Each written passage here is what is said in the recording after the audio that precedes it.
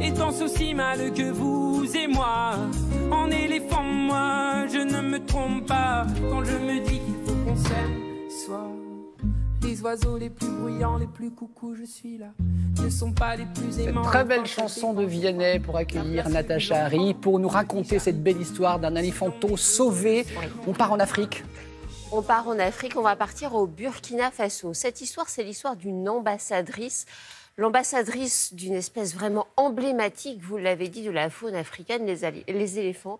Il faut savoir que les éléphants, à l'échelle du continent africain, sont en voie de raréfaction. Malheureusement, encore aujourd'hui, 100 éléphants sont braconnés chaque jour. 100 éléphants par jour, c'est 100 colossal. éléphants par jour braconnés. Exactement.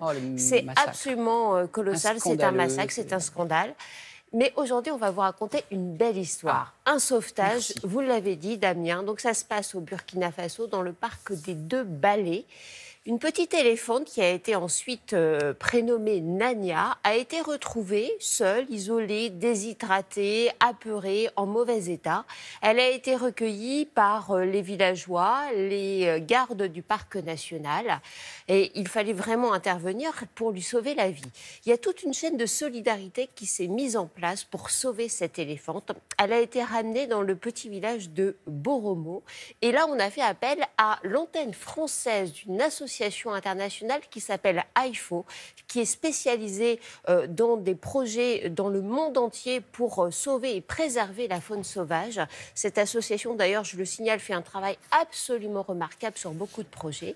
Et c'est sa directrice de l'antenne française qui nous raconte ce sauvetage, grâce notamment aussi à des images de nos amis de 13h15 le dimanche qui ont suivi pendant des mois le sauvetage de cet éléphant qu'on souhaite remettre en liberté.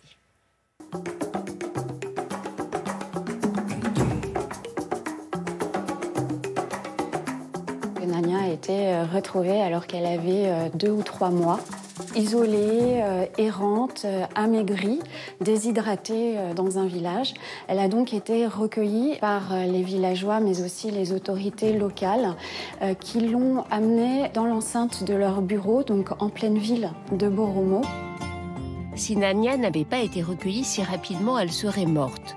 Mais très vite, les autorités se sont rendues compte que prendre en charge un éléphanteau nécessitait un savoir-faire particulier. C'est pour cette raison qu'AIFO a été sollicité. Le but est non seulement de sauver Nania, mais aussi de la ramener à la vie sauvage. Nous aimerions pouvoir retrouver sa maman dans la mesure où lorsque Nania a été trouvée, il n'y avait aucune carcasse d'éléphant identifiée. Donc nous pensons que Nania n'est pas orpheline d'un acte de braconnage, mais plutôt qu'elle n'a pas pu traverser une rivière qui avait un courant important.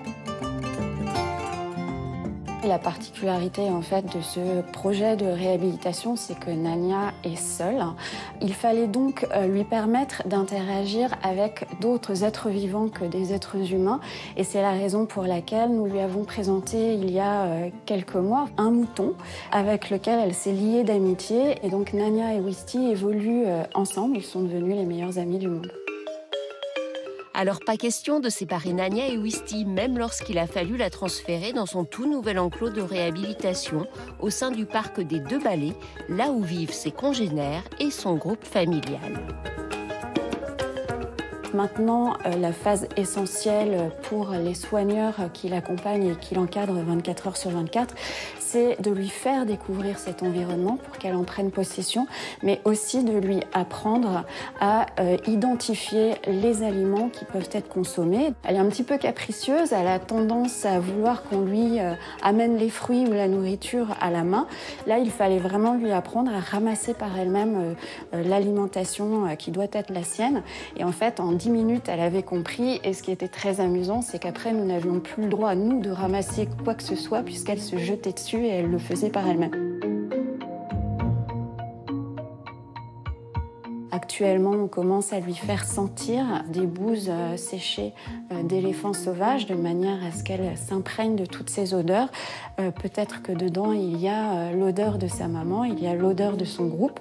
Et c'est un travail quotidien, en fait, qui est mené par les gardiens pour lui apprendre à évoluer et à devenir un éléphant sauvage.